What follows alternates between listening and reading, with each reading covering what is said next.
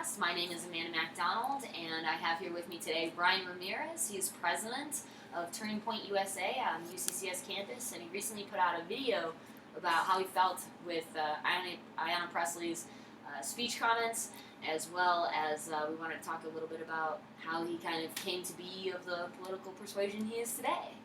And so first, Brian, why don't you tell us a little bit about Ayanna Pressley comments and then about the video that you made because of it? Sure. So I was kind of watching the news over the weekend mostly on like Twitter or on YouTube, and came across the comments, and I was just really outraged just at the fact that she believes that minorities like myself and others should subscribe to her policy prescriptions, or else we're not minorities or we don't have a voice. And it was one of those things where I've been a conservative for quite a bit, but I've been kind of quiet about it, and I was like, I think this is the time when I need to, voice my concerns. Because at the end of the day, when people say things like that is when people that disagree, that are also minorities, need to start coming out and, saying, hey, I exist and I have a voice just Right. like you, and my voice is just as important as yours. Right. And I actually loved your video because I felt the exact same thing whenever kind of the little 30-second clip came out about her where she says, if you have a brown face and you don't want to speak for brown people, that you shouldn't use your voice, or if you're gay and you don't want to speak for gay people, that you shouldn't speak at all. And so this kind of upset me on a personal level because I subscribe as a homosexual. Okay. And to hear somebody tell me what is allowed in, or what should be allowed in a culture that she obviously has nothing to do with, Right. really bothered me on kind of a minute level. And there's a lot of people in the LGBT community who I think feel the same way that I do, and that we don't think that it's absolutely necessary for me to want to support all gay people just because you're gay. Gay people frequently say things like, just because you're gay, that doesn't mean that we're friends. And that's something that's been happening in the gay community for well over a decade.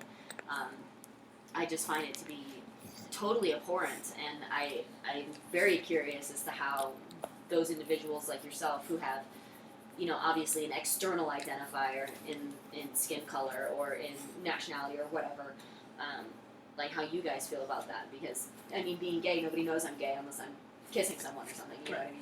Yeah, and that's kind of, there's a notion that if you're Hispanic, you need to be pro-illegal immigration. Or if you're African American, you need to be pro-reparations, right? But there's no sense of, the Democratic Party doesn't want people to have a sense of identity. They don't want people to be free thinkers because it frightens them. What would happen if actually African Americans and Hispanics and gays and queers started thinking for themselves? Because if you look at all these politicians, literally all they do is offer things to people, just offer handouts to Hispanics, offer handouts to African Americans, offer handouts to gays, and and that's their selling point. They don't have actual good policies that they can use to get voters to side with them. And my video wasn't about, hey, you need to come out and be a conservative. My video was more about, it's okay for you to disagree with Ayanna Pressley. You're still a minority, and you still have a voice, whether you Right. agree with her or not. If you don't agree with her, it's fine, as long as you're thinking as an independent human being, and you're not being told that you need to think a certain way. Right. And I found it particularly ironic that I had a minority telling me that minority voices should be suppressed when we first live in the United States of America, in which the protection of the minority voice is our first.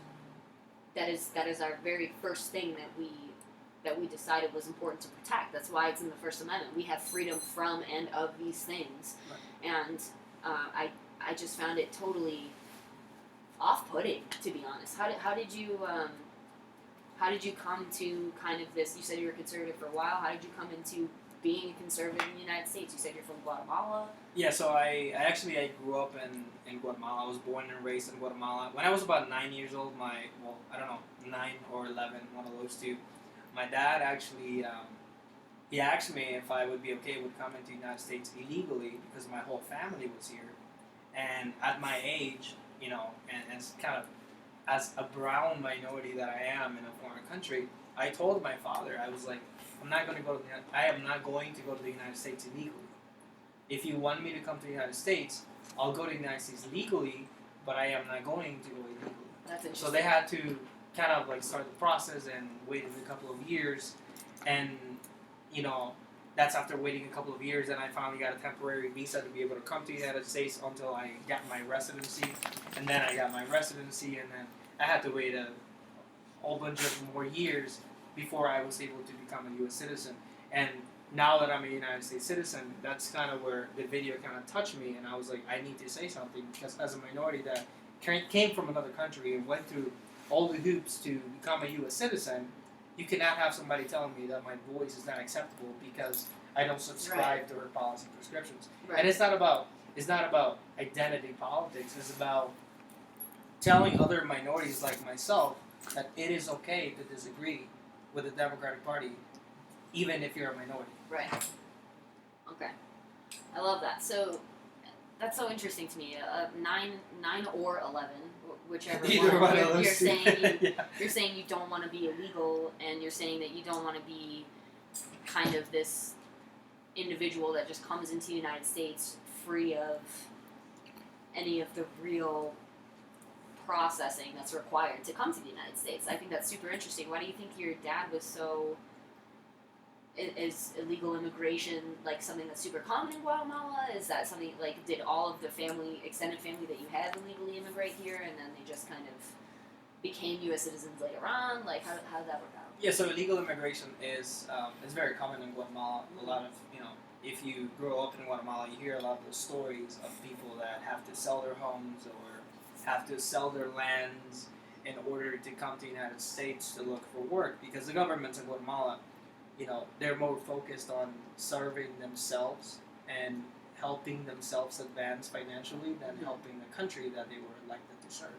So a lot of these people, they come here to look for jobs, and they leave everything behind to sell money. They leave their families, and they come here to get jobs, and they send money back to their families so that they can kind of have a better life, which is very disappointing, because these are, like I mentioned, these are services that should be provided to people by their governments.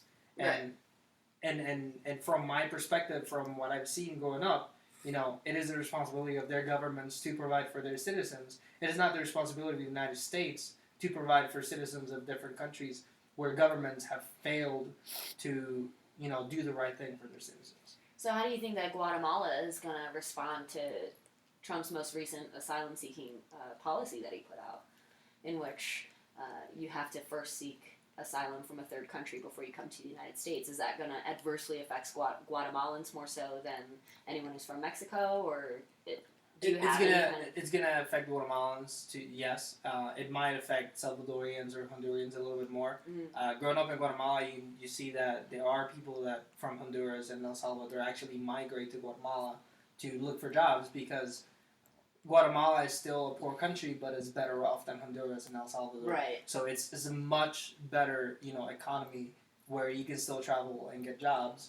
And it's going to affect Guatemalans in the sense of not everybody can just choose to come and claim asylum, because now there's going to be, actual restrictions set in place where you have to meet certain criteria to do it, or you have to go to a certain country before you can, request asylum per se. Right. Okay, so then what are your plans then for Turning Point USA? When you come into the semester, do you have any plans for that?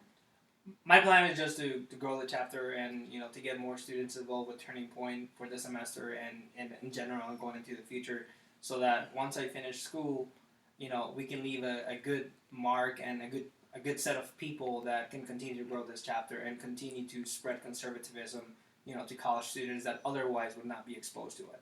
Cool. All right, Brian. Well, it was cool to talk to you a little bit about your video. I look forward to talking to you another time about it for sure. Yeah, thanks. Yeah, awesome. Bye, guys. Bye.